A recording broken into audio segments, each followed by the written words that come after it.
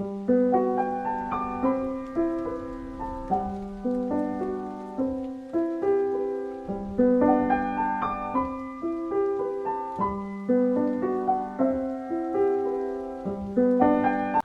Hind everyone. Myself Dr. Vandana Sharma from Ajay Kumar Garg Engineering College, Ghaziabad. The subject which I am taking, subject is Engineering Physics. Subject code is KS101T, and the topic which today I am going to start, that is electromagnetic field theory.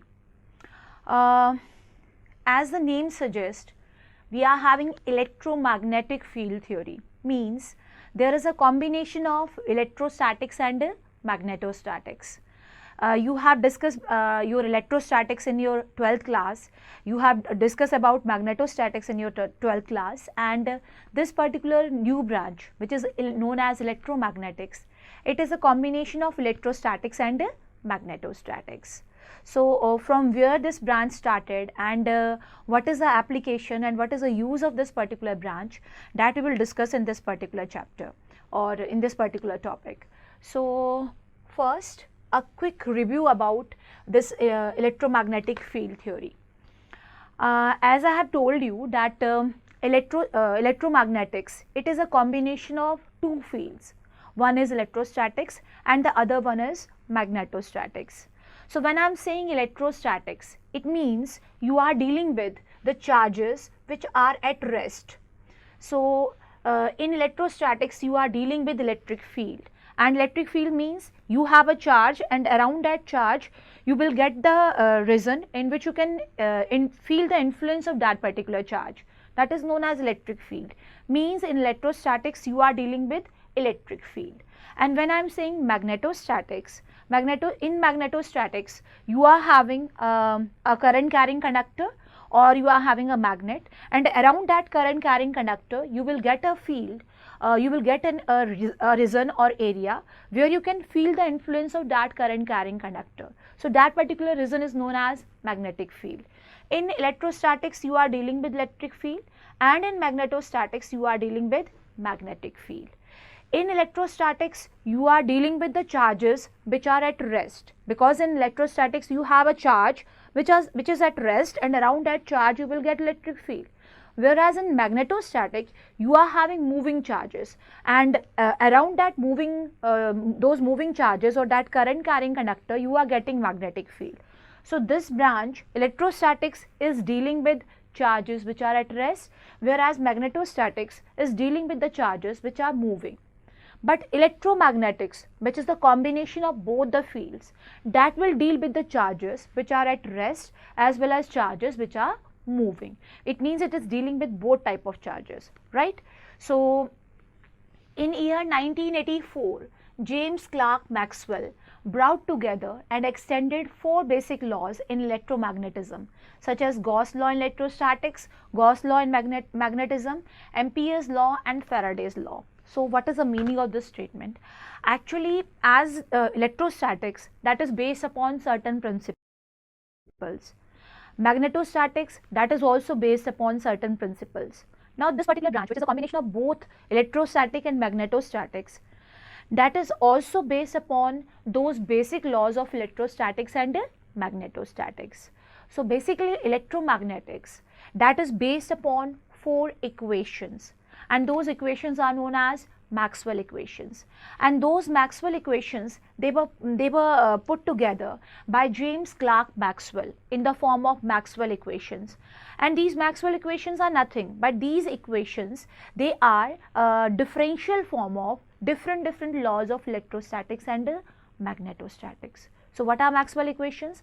Actually Maxwell equations are just a different form, or you can say the differential form of Gauss law in electrostatics, Gauss law in magnetostatics, Ampere's law and Faraday's law.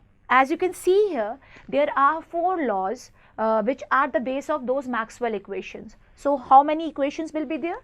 You are having 4 Maxwell equations, and you can say those 4 Maxwell equations which were given by this famous scientist James Clerk Maxwell, those 4 equations, they are the heart of electromagnetism, right?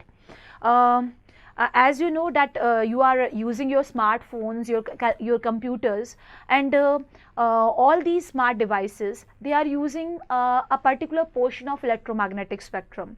They are using those electromagnetic radiations to carry the information from one point to other. So how these electromagnetic radiations, they are propagating, and when they are propagating, then which type of energy they are carrying with them. All these phenomena, they can be explained with the help of electromagnetic field theory.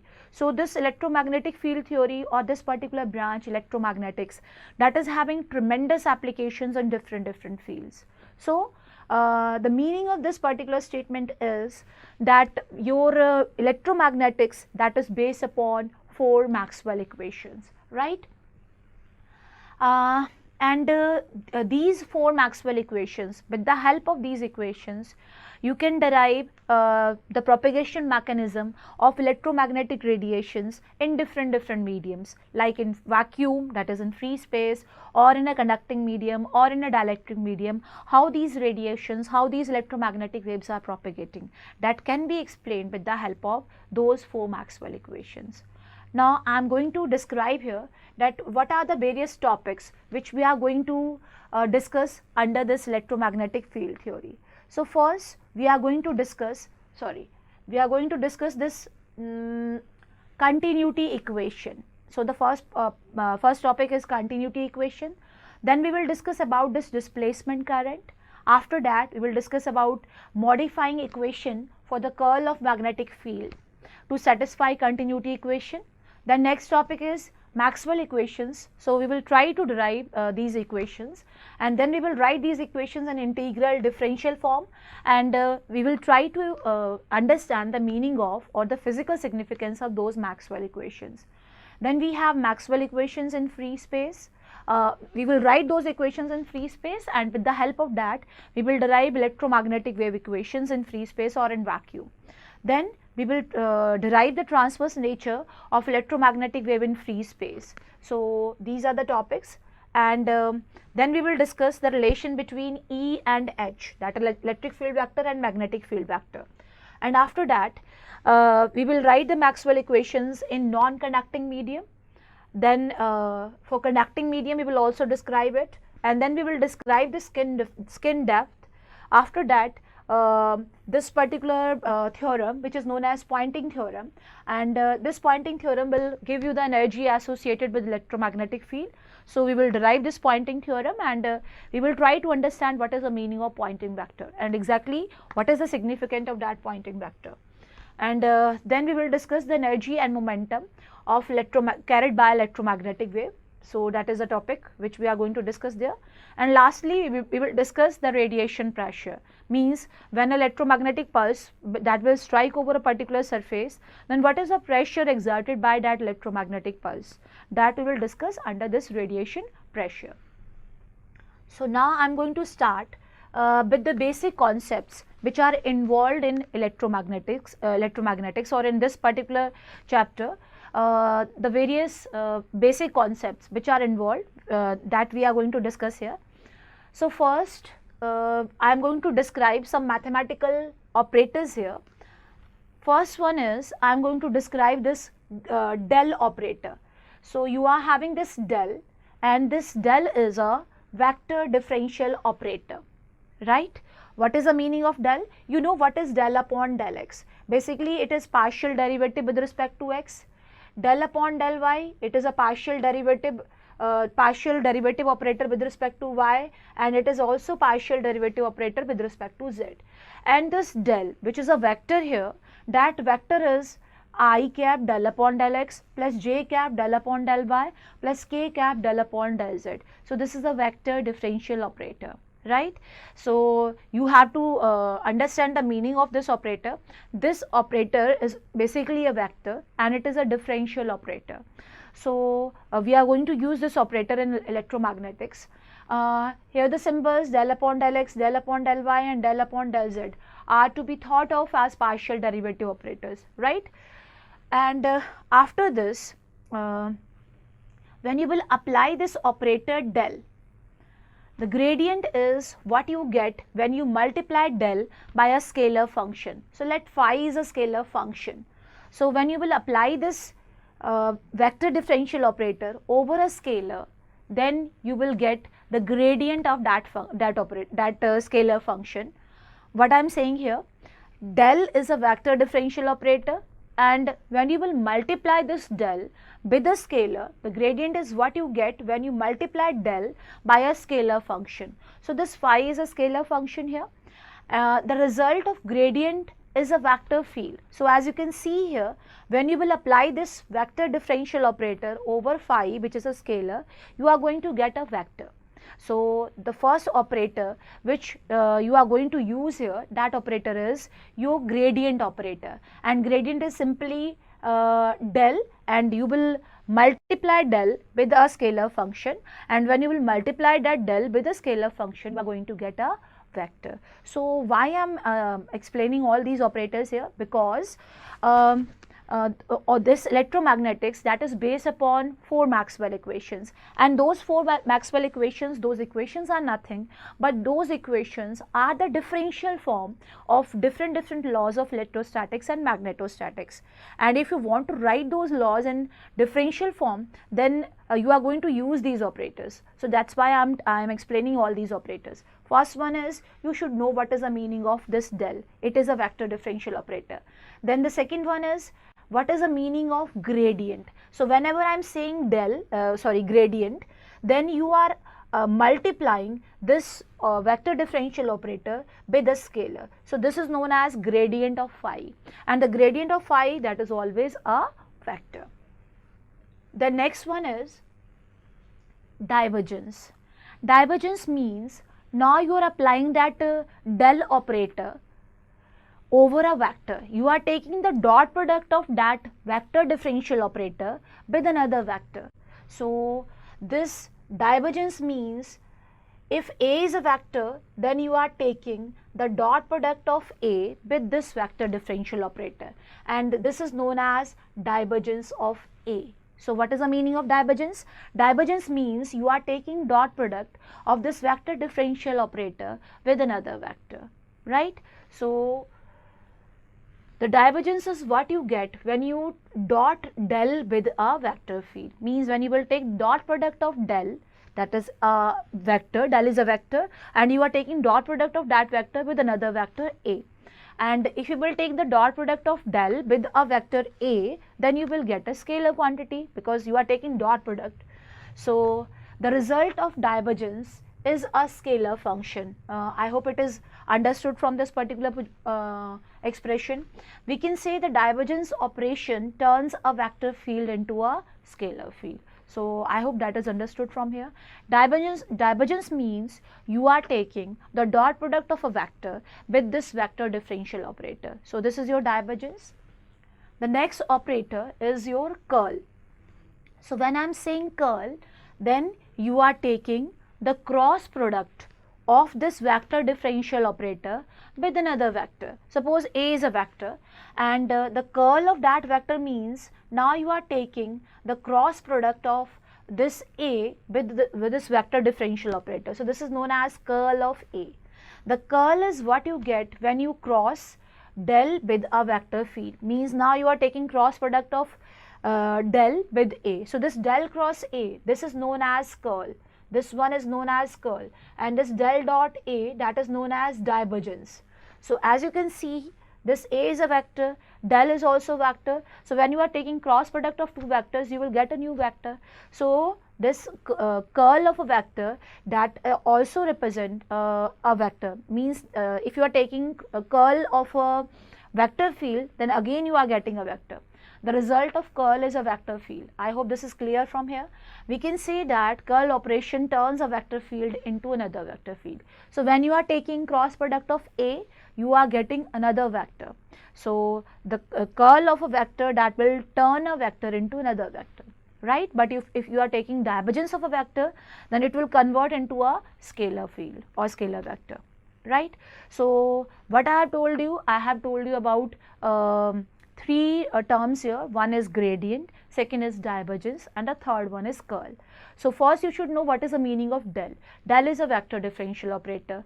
When I am saying gradient, you are just multiplying that vector differential operator with a scalar, right? And you are going to get a vector after taking the gradient of a scalar.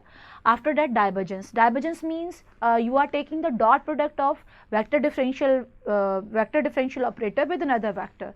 And when you are taking dot product, means when you are taking divergence, you are going to get a scalar. Third one, curl. And when you are taking curl, then curl is going to represent, meaning of curl is you are taking cross product of vector differential operator with another vector. And the curl of any vector, that is again a new vector. So the curl will convert a vector into another vector, right? So these are different mathematical operators which we are going to use here. Now, in addition to these operators, we are going to use two theorems, and I am not going to prove those theorems here. I am just giving you the statement of those theorems. The proof of those theorems, that is in your mathematics subject, I am just giving you the statement of those theorems. The first one is this Gauss divergence theorem. Basically, this Gauss divergence theorem that converts a surface integral into a volume integral, or it can also convert a volume integral into a surface integral. It means whenever you want to convert a surface integral into a volume integral, you can use this Gauss divergence theorem.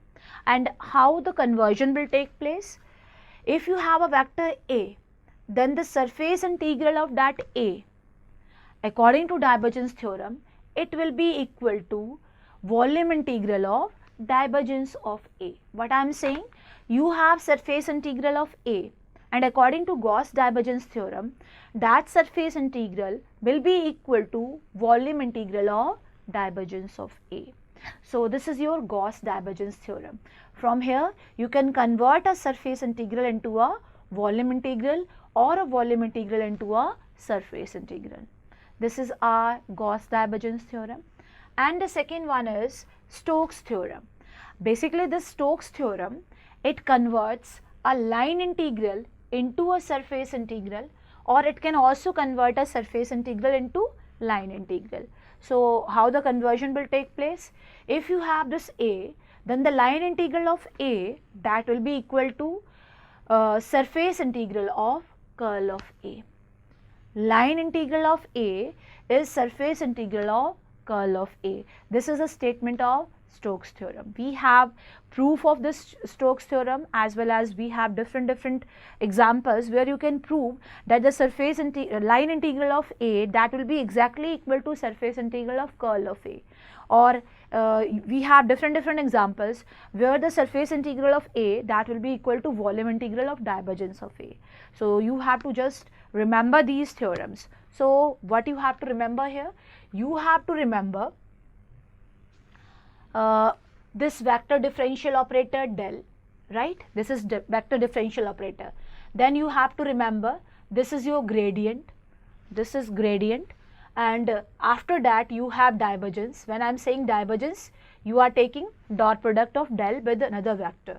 And third one is curl of A. So when I am saying curl, you are taking the cross product of A with this vector differential operator. This is vector differential operator, this is gradient, this is divergence, and this is curl, right? So just remember all these operators as well as these two theorems, right? Now the next topic is equation of continuity, which is your first topic of this chapter, right? Before that, we have discussed about the basic concepts involved. So what is the meaning of equation of continuity? That we will try to understand here.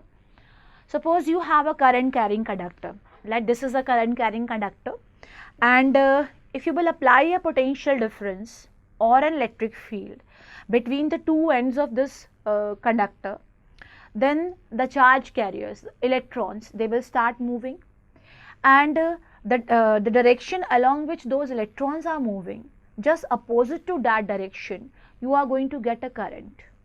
What I am saying, you have a current carrying conductor. In this current carrying conductor, you have a conductor here, and when you will apply a potential difference or an electric field between the two ends of this conductor, then electrons, they will start moving, and the direction along which the electrons are moving, opposite to that direction, you are going to get current, right? It means those charges which are moving now, those charges, they are converted into current. Means there is a transformation of those charges, those moving charges, into current. Means charge will remain conserved. It will convert from one form to other. Those moving charges, they are converting into current. So this is known as law of conservation of charge, right? And if you are writing that law of conservation of charge in differential form, then that differential form is known as equation of continuity. What I am saying, you have a conductor, when you will apply a potential difference or an electric field, then electrons will start moving, and because of the directed movement of those electrons, you are going to get current. Means charge that is converting from one form to another. Now these moving charges, they are converting into current, so charge remains conserved. So this is known as law of conservation of charge. And when you are representing that law of conservation of charge in a differential form, that is known as your equation of continuity, right? So according to the principle of conservation of charge, the charge is conserved. That is, charge can be transformed from one body to another, but it cannot be created or destroyed, right? So if the charge density is a function of time, then the charge density within the volume must change with time in a manner that the time rate of increase of charge within the volume equals the net rate of flow of charge into the volume. So what is the meaning of this? Mathematically I am going to prove it, and after that you will understand what is the meaning of this statement. So in order to find this equation of continuity, what I am doing here,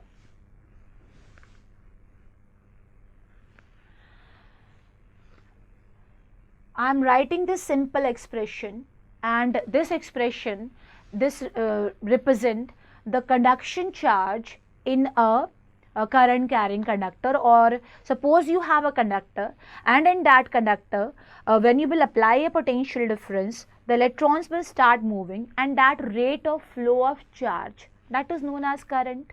So that is your conduction current. And you know, the direction along which the electrons are moving, opposite to that direction we are getting current.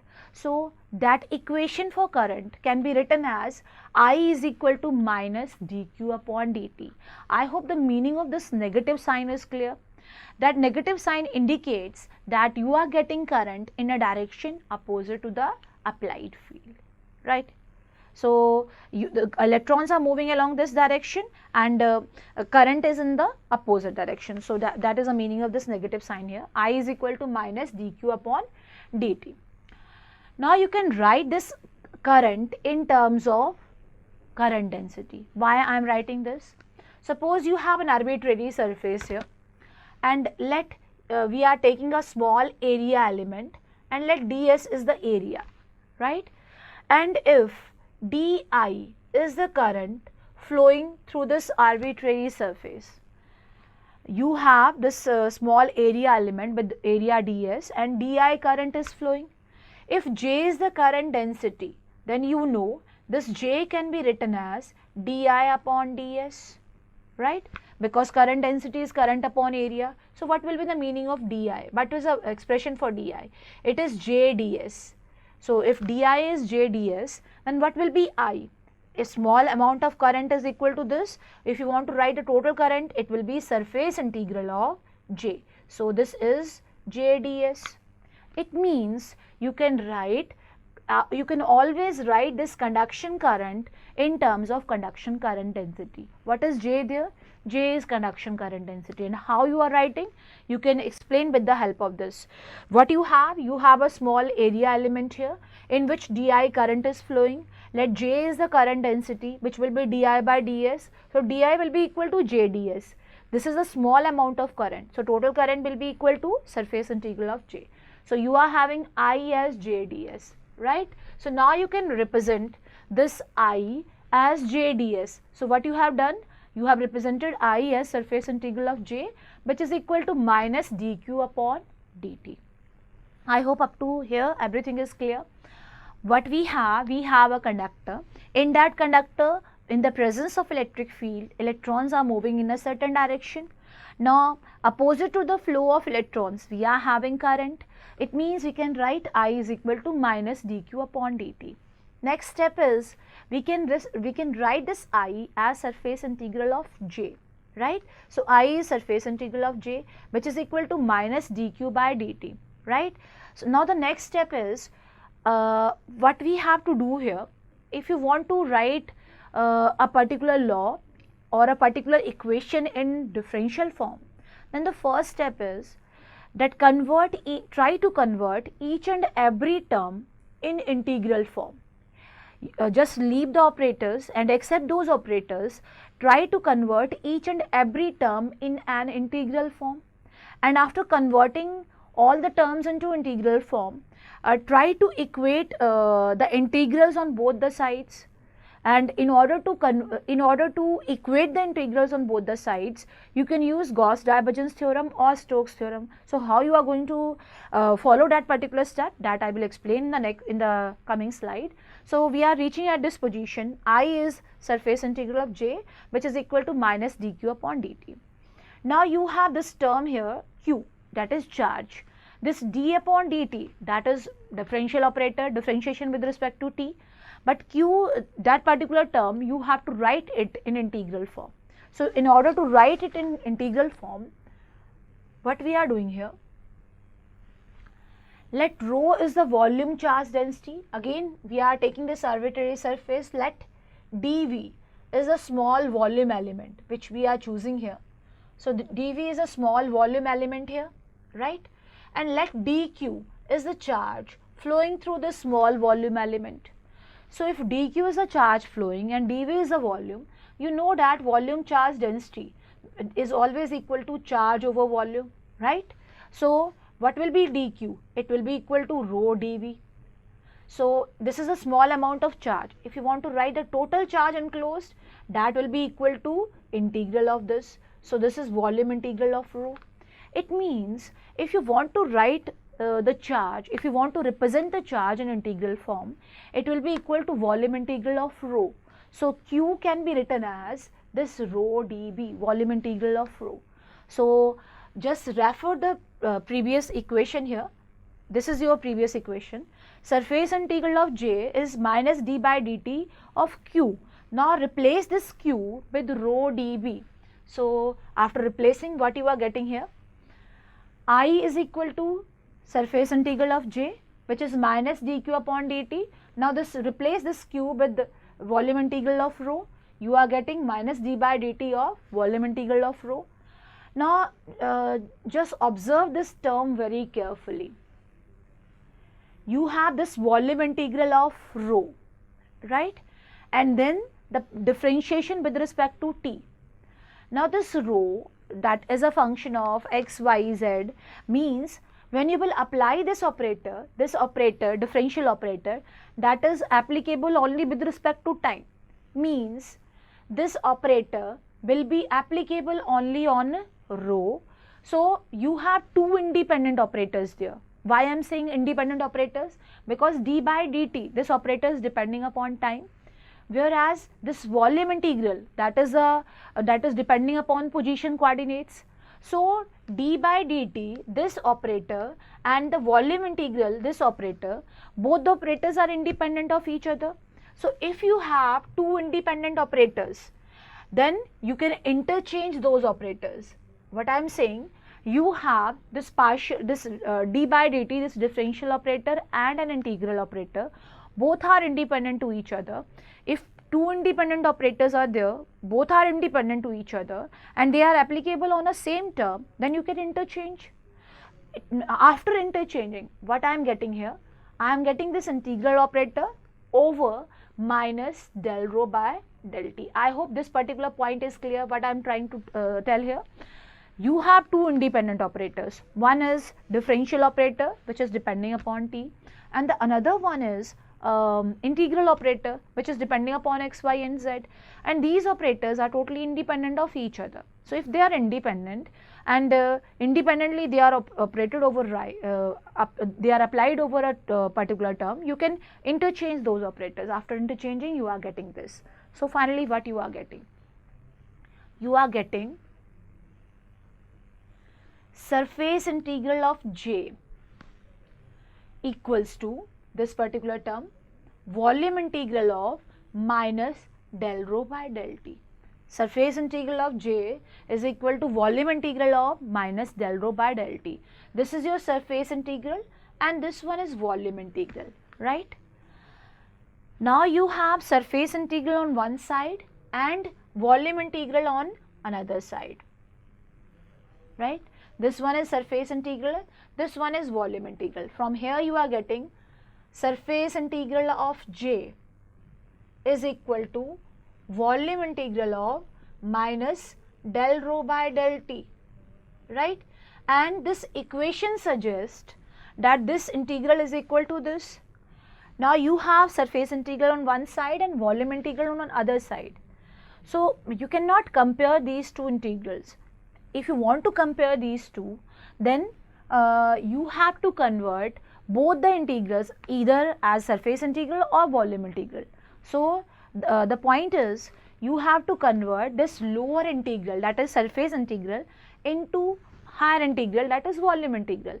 And you know, you can convert this surface integral into volume integral using Gauss divergence theorem.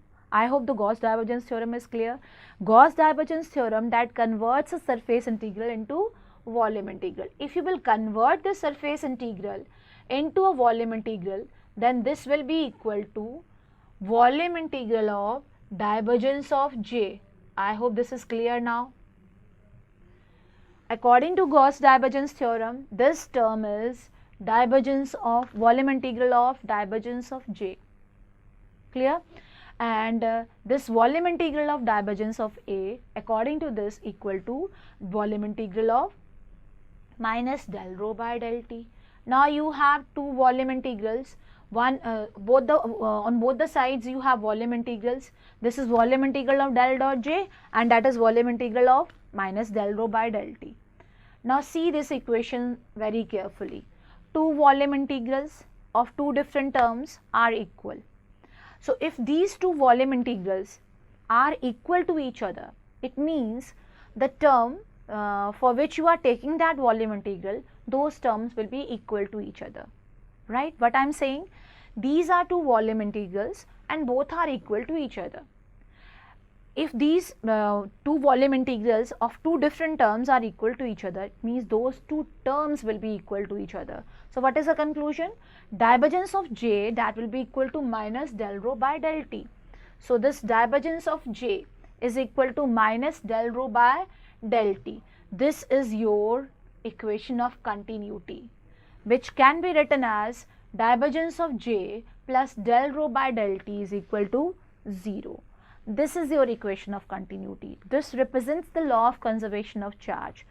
Q, that is volume charge density, charge over volume, means this flow of charge that is actually coming in the form of current. What is J here?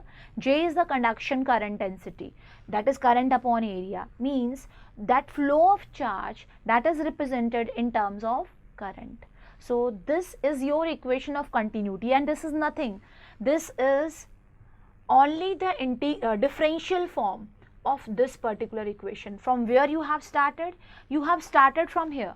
I is equal to minus dq upon dt, and after starting from this particular point, you are reaching at this del dot j is equal to minus del rho by del t. So this equation of continuity is just the differential form of this I equal to minus dq by dt, right? So how you have written that differential form? First, you have written I is equal to minus dq upon dt. Next step is try to write each and every term in integral form. So what is the value of I in integral form? It is surface integral of j. Minus d by dt will remain same. What is q? That q in integral form will be equal to volume integral of rho, right? And then you have a surface integral on one side and volume integral on the other side. So what is the next step? You have to convert the lower integral into higher integral. And how you can convert the surface integral into volume integral? By using Gauss-Divergence theorem. And after using that, you are getting two volume integrals, and those two volume integrals according to the equation are equal to each other. And that is possible if the terms for which you are taking the volume integral, if both the terms are equal to each other. So from there the conclusion is divergence of J is equal to minus del rho upon del t. And again I am telling you that equation is nothing but it is a differential form of this I equal to minus dq upon dt. This is your law of conservation of charge, which is also known as equation of continuity, right? So I hope all these terms are very clear to you, and I hope the meaning of that second statement, which was in the introductory part, the charge density is a function of time, then the charge density within the volume must change with the time in a manner that time rate of increase of charge within the volume equals the net rate of flow of charge into the volume. So that del dot J is equal to minus del rho upon del t. This is your equation of continuity. It represents the law of conservation of charge, right? So this was your first topic. Now moving to this is the equation of continuity, and this is one method to derive this equation of continuity. And this equation of continuity that can be derived with the help of Maxwell equations. So first we will derive those Maxwell equations, and using fourth Maxwell equation, we will again try to derive this equation of continuity. Means you can reach at this del dot J equal to minus del rho upon del t using Maxwell equations also. So that is the curl of magnetic field, and using that curl you will find the value of you will get this equation of continuity, which represents a law of conservation of charge. So what is the gist of today's lecture? First, you have to understand what is the meaning of electromagnetics. Combination of electrostatics and magnetostatics is your electromagnetics. Electromagnetics, charge is at rest. Magnetostatics, charges are moving. Electromagnetics, combination of both the fields. Means we are dealing with the charges which are at rest as well as charges which are moving. Electromagnetics, that is based upon four equations. Name of the equations are Maxwell equations. From where you are getting those equations? From basic laws of electrostatics and magnetostatics. So what is new in those equations? The new is only this, that you are writing those equations in differential form. And why you are writing those equations in differential form, that I will explain. And those four equations, which are Maxwell equations given by James Clerk Maxwell, those equations are the base of electromagnetics. And the first after that we had discussed about the basic concepts which are involved in electromagnetics. So we have discussed about del, which is vector differential operator. We have discussed about gradient, divergence and curl. And then you should know what is Gauss divergence theorem, which is converting surface integral into volume integral, or a volume integral into a surface integral. Then you have Stokes theorem, which is converting line integral into surface, or surface integral into line integral. And your first topic, which is equation of continuity, represents law of conservation of charge. That equation is nothing. That equation is only the differential form of this I is equal to minus dq upon dt. So in the next topic, next lecture, we will discuss about displacement current and Maxwell equations. So thanks for today.